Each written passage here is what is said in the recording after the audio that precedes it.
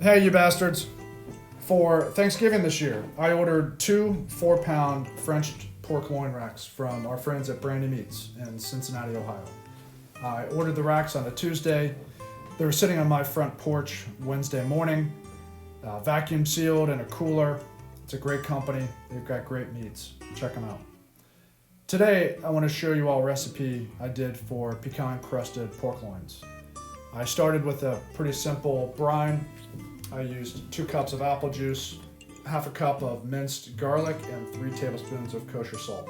The key to this brine is to make sure that the kosher salt is fully dissolved, so I heated it up in a saucepan on the stovetop and then cooled it in the fridge before I poured the mixture into a Ziploc bag with my racks.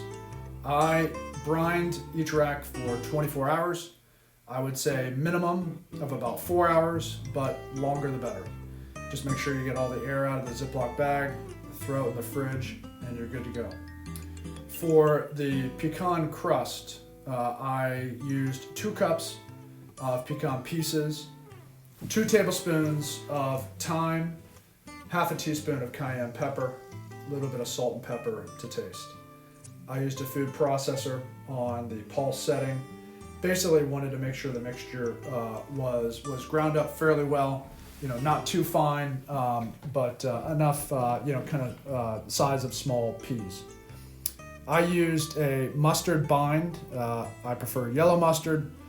And then I place the pecan pieces all over the top and the bottom, and make sure you get the sides of the pork loins. I prefer to use the big green egg, but this recipe works just fine in an oven. I set the egg up for 350 degrees in the indirect setting. I pulled the pork loins at 135. That's about a medium rare. I would recommend, if you want a medium, it's about 140 degrees.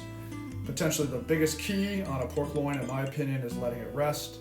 I let it rest for at least 10 minutes before I started slicing. It lets the juices sit in the meat, and as I can see here, the juices after you cut just fall right out of it.